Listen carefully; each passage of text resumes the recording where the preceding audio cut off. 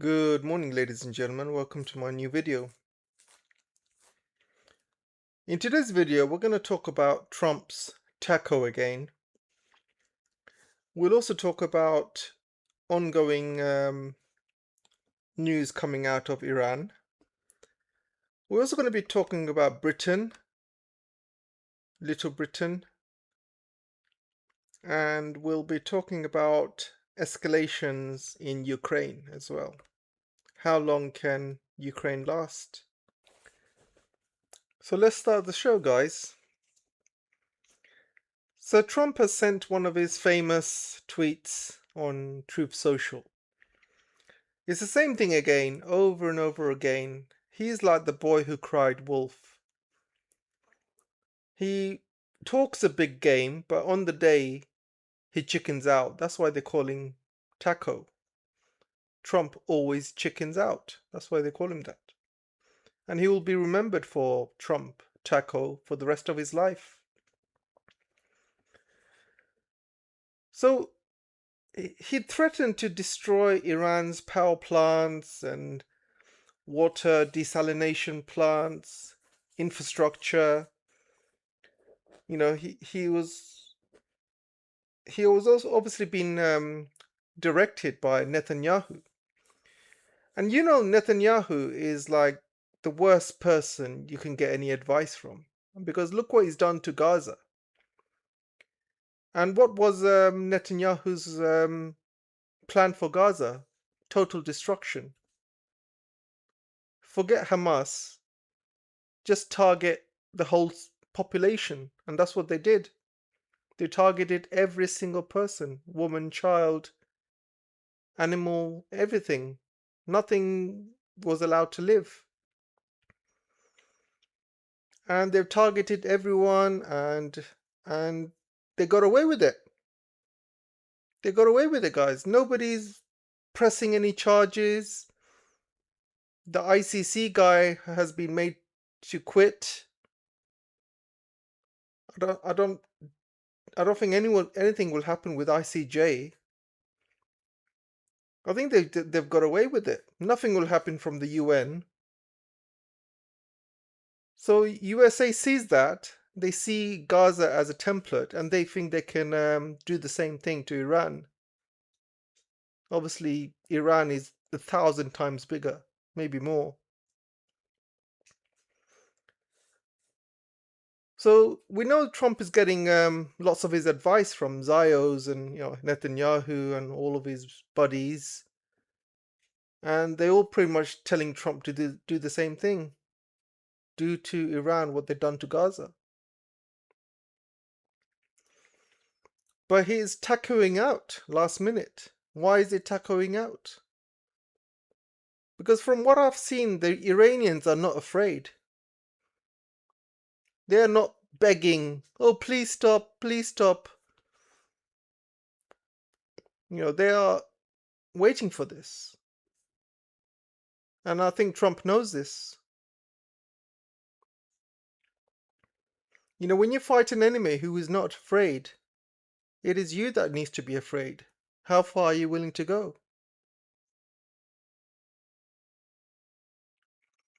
And I think Trump knows this very well. There's nothing he can do anymore. Yeah, he can escalate it, he can send ground troops. He can prolong this fight for as long as he can. But what good is that going to do? Because United States will just lose more money, lose more Americans in this battle. The oil prices are going to go sky high. United States will probably lose the world reserve currency. The dollar will collapse. The bonds will collapse. And why? To please Israel. Who benefits when the United States fights Iran? Who benefits? Certainly not the American people. They're not benefiting. Inflation's going through the roof. Gas prices are going through the roof. Cost of living is going through the roof. Trump is looking to cut Medicaid and Medicare, Social Security benefits for people. So the Americans are definitely not benefiting. This is only benefiting Israel. And Israel's just sitting back, letting America lose its money, its people, its reputation for fighting all of Israel's wars. And Israel just sitting back, and you got Netanyahu pretty much directing Trump what to do next.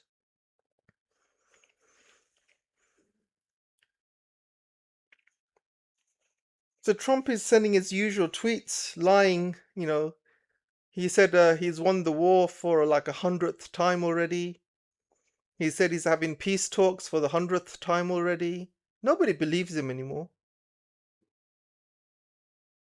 I mean, who actually believes this guy? You must be extremely low IQ if you believe everything that Trump says. Extremely. And even the American reporters are starting to see it. And now a lot of them are questioning it. And Trump never learns. I mean, in his tweet, he says that United States controls the strait. Okay, good one. Trump still thinks he controls the strait. It's hilarious.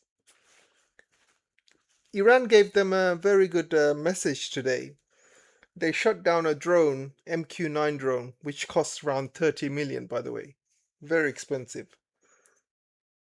And also they shot some tankers. They shot some tankers yesterday, and I shot another tanker today. So Iran is still, showing it, means business. And I believe Kuwait has been attacked as well. And you can see Kuwait here. The Americans are leaving Kuwait, by the way. The American troops are leaving, but the bases are still there. So I think Iran is probably just destroying these bases to make sure they never come back.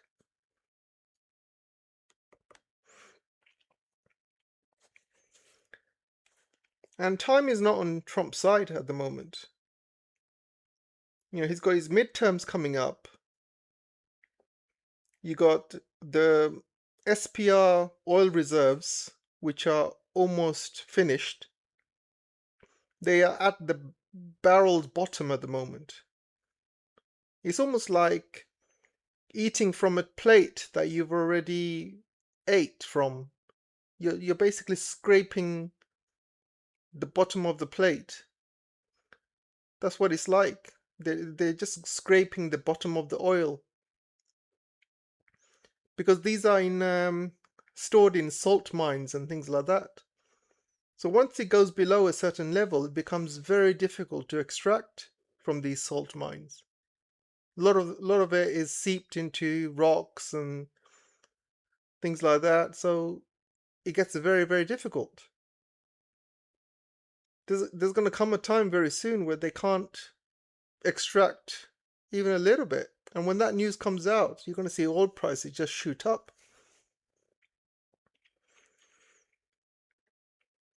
So yeah, Trump is running out of options. And inflation's shooting up. It's one of those promises he's made to people. He said he's going to bring inflation down. He's going to bring energy costs down.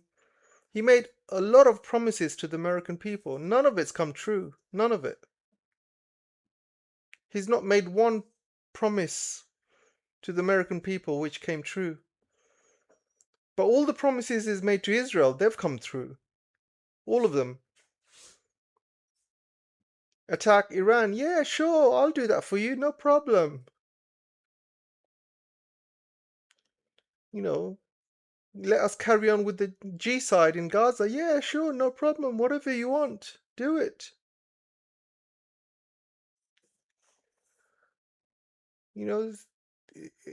I've seen Marco Rubio just come online on a video saying that if anybody criticizes Israel, they will not be allowed to come into the United States. But he never said anything about criticizing USA. You can criticize USA and you will be allowed in, but if you criticize Israel, you will not be allowed in. What does that tell you? America is occupied, guys. The earlier you see it, the better. So what can Trump do? Nothing. He can't even go back to the old MOU anymore because nobody trusts him anymore. And he's still sending out these ridiculous tweets that America owns the strait. So if he wants to go back to the MOU how it was, he needs to eat a big humble pie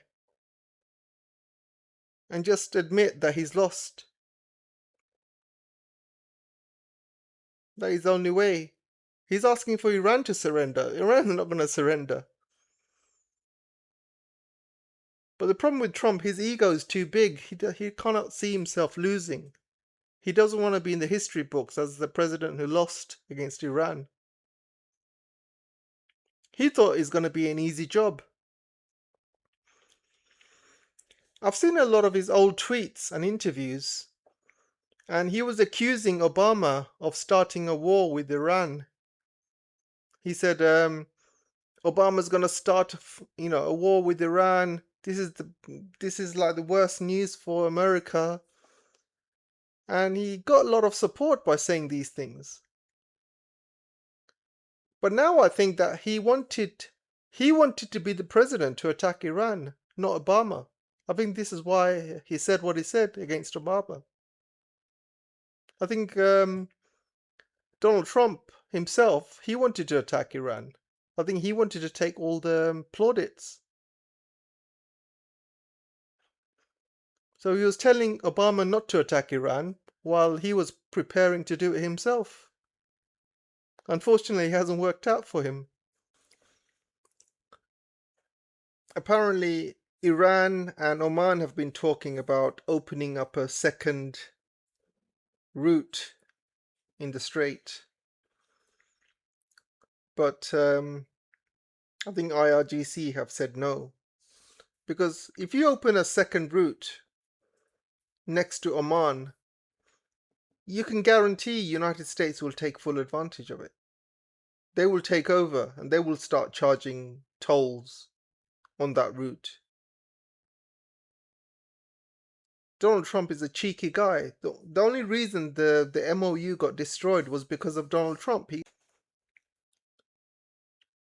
He was cheekily sending ships through the strait, which is near Oman, and ships were going through there.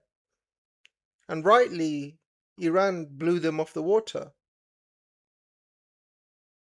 And not only that, Trump was, attacking Iran every few days. So you see, it was Trump that blew up the MOU. And before all of that, Israel refused to leave Lebanon. They refused to leave Gaza. They refused to leave Syria.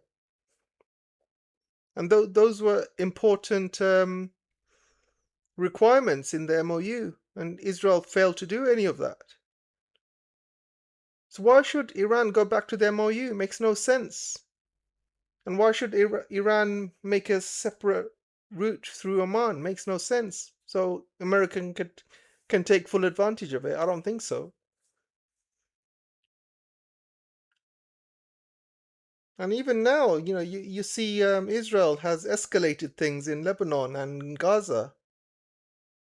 They are literally blowing people up every single day, women and children included.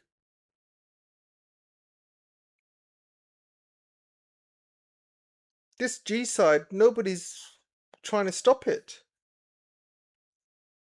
And America is allowing it. What's this peace thing, Palestine peace thing doing? Nothing. Absolutely nothing, guys. They said that when they signed the peace deal that they're going to send aid through to Gaza. They said that Israel will slowly withdraw. But they're not withdrawing, they're going in further. And people are still starved. People are still living in tents. And now they're asking for Hamas to disarm fully. Everybody knows that Hamas will never disarm. Everybody knows that. And why should they? Israel is killing their people, and their people need to be able to defend themselves. And Hamas is not in West Bank. And West Bank people are being killed as well. They can't use the excuse for Hamas in West Bank anymore. And what about Lebanon? There's no Hamas in Lebanon, yet it doesn't stop them from destroying Lebanon, killing women and children. So you see, guys, Hamas is not the problem. They're just looking for an excuse to take more land, kill more people. Do you remember when Trump said that he will shut down the Ukraine-Russian war in 24 hours? Do you remember when he said that? And you had all these MAGA supporters supporting him, saying, yeah, Trump is going to do that. Well, it's been over 24 months now, and he's nowhere near to even doing a ceasefire, let alone ending the war. So let's look at the latest stuff that's happening in Ukraine. So first of all, it's got itself landlocked. What does that mean? Well, Russia has blockaded all the ships going into Odessa in Ukraine. This is because Ukraine has been blowing up Russian ships in the Black Sea, and they've also been blowing up Iranian ships in the Caspian Sea. So Russia has decided to take things forward and blockade Ukraine from accessing the Black Sea at all. So nothing's coming in through Odessa, or nothing's going out of Odessa either. I think this could be basically a start before Russia takes over Odessa. I believe this blockade is probably just the start. And I think Russia will definitely take Odessa. And once they do, Ukraine will be completely landlocked. Their main moneymaker was, sending grain to the rest of the world through Odessa. They can't do that anymore.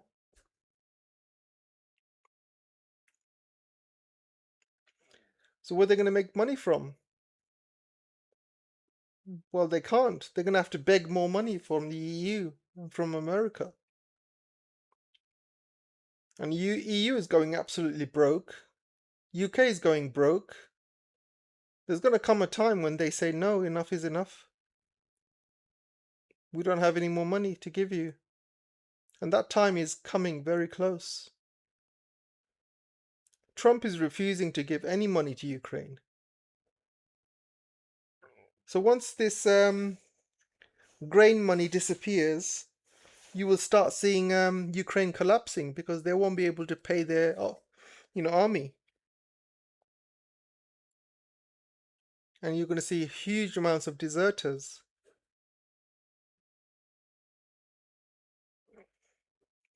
And once that happens, then Russia can start taking more land. Army's just going to desert all over Ukraine.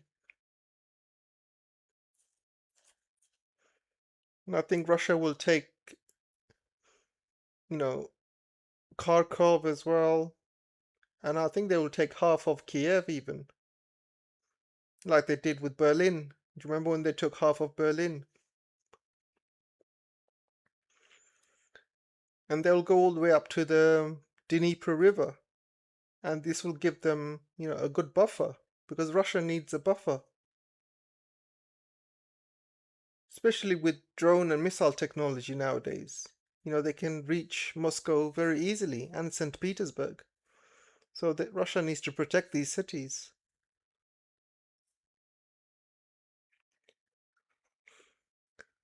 Ukraine has lost 13 settlements in the span of month of July. So things are escalating. They are losing more and more land very, very quickly.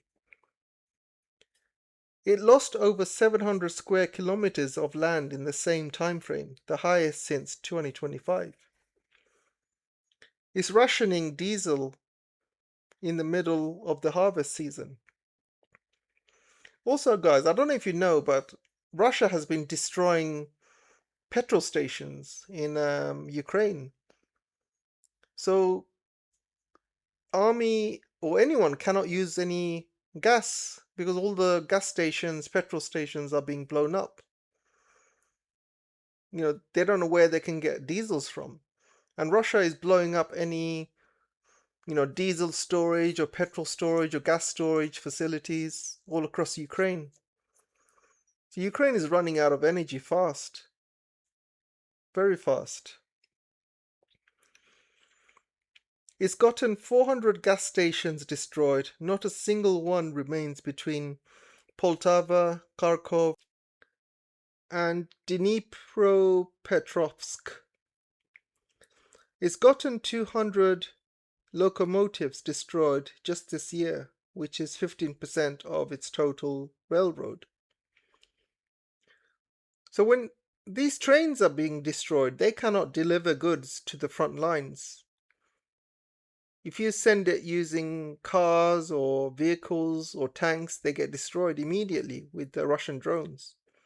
The other way they could do it is by trains, and now trains are being destroyed. Russia is really going hard on them now. Russia is also very close to taking the last few cities in Donbass. I think there's about 3 more cities, and these are heavily guarded. And once they are gone, then Russia would have taken all of Donbass that they wanted. They've already got all of Donetsk. And but it's not over, guys. Because if you look at the SMO, what it means, and the main objectives is still not achieved. The main objectives were demilitarization of Ukraine and denazification. Those two objectives are still there. So even if Russia takes the last pieces or the last cities in Donbass, they have to keep going. They have to demilitarize Ukraine and denazify it. Because if they don't, Ukraine will regroup and they will go again. They will get all the weapons from NATO, all the weapons from America, and they will go again in 10 years. Russia does not want that. As you can see, guys, there was a attack on civilians on a beach today. And 3 children have died in this attack. What was the point of that? There's no military sites, it's a beach. People are sunbathing, swimming. And this is why Russia's got no choice but to escalate. So finally, let's talk about Andy Burnham, the Prime Minister of UK. How has he been doing for the past few weeks? Unfortunately, he's probably worse than Starmer. He's been supporting Trump attacking Iran, and he's already given Ukraine 100% backing that he will support Ukraine and Zelensky. And he said he's going to increase the military budget of UK so they can spend more money on the military. So you see, guys, he's already doing his work for the deep state. This is why he's in power, for him to do all of this stuff. When will British people wake up and realize that, these people put in place, it doesn't matter who they vote for, it doesn't matter who they put in. Britain has had almost like 7 prime ministers in 7 or 8 years, or something like that, or 9 years. They think this is a football team, because that's what they do in British football. If a football team doesn't do very well, they sack the manager. They think that's going to solve all the problems. And they keep sacking the managers. They blame everything on the manager. The real blame should be going to the directors who are really in charge of the club. The owners and the directors. They're the ones pulling the strings.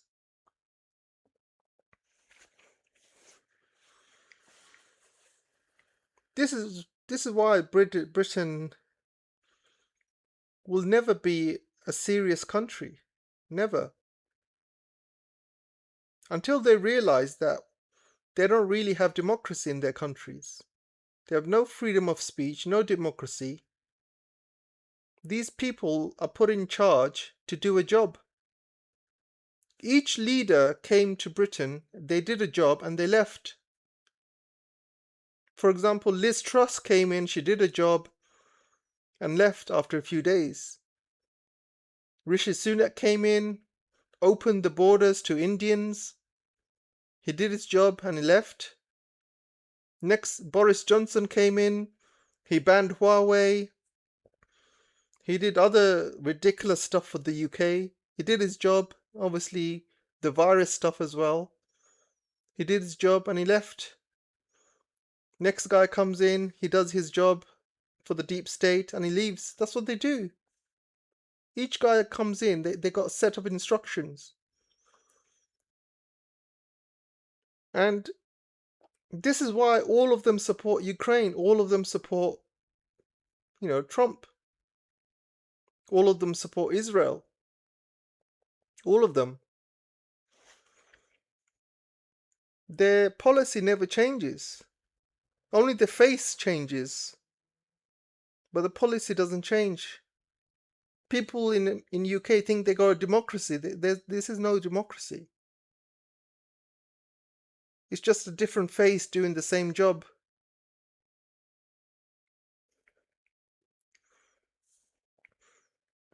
And I saw this article today. How can the UK be a serious tech leader? We can't even have Wi-Fi on trains. I was saying this, we don't have Wi-Fi on trains, guys. It's horrible. When you want to go on a long journey, there's no Wi-Fi. You can't even get Wi-Fi signal on your phone. Underground, when I'm on the Central Line, for example, I get no signal.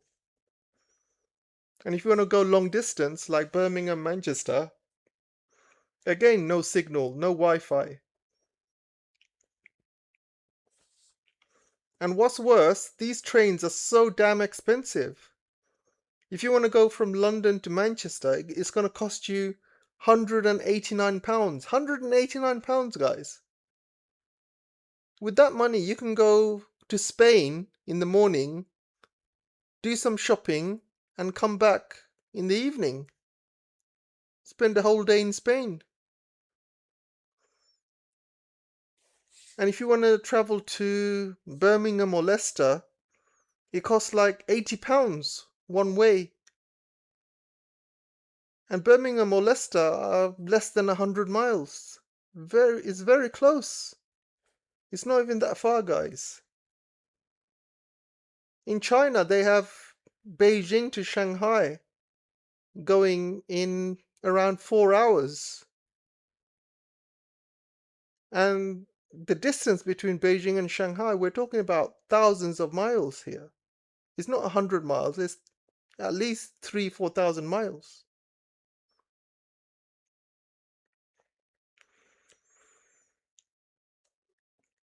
And plus, the trains in China are much cheaper, much more affordable. And they're high speed. And you get internet. And there's, these seats are comfortable. But in UK, it's just a joke. Absolute joke. I did a video the other day about how dirty England is. They can't even afford to clean the streets anymore. It's always dirty, always.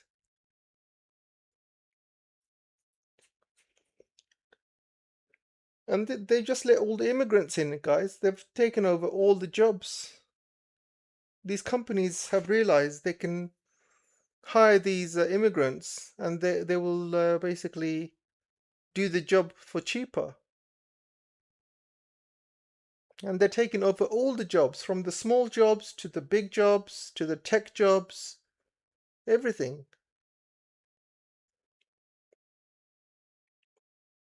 Absolutely ridiculous, guys. UK is going to be the first country to collapse, I believe, in the next economic crash. UK is completely isolated. Now they are joining in attacks on Iran, joining in attacks against Russia. They are obviously supporting Israel and what they're doing. They're completely on the wrong side of history, completely. And they're the second largest of US debt, largest buyer of US debt, I mean. Number one is Japan, number two is UK. They are, it's close to like $1 trillion worth of debt they have bought. I'm talking about US treasuries, bonds. So when the bond market collapses in America, Britain's going to be left with nothing. Britain will collapse. It's coming very soon, guys. There's a massive bubble in UK. I can feel it. It's coming very, very soon. And Britain is completely isolated. They're not part of EU anymore. So EU cannot bail them out. Like, when Greece was having major economic issues, the EU had to bail the Greek, country out. There's no bailouts coming for UK. America's not going to bail out UK. So we're going to have a major, major crash.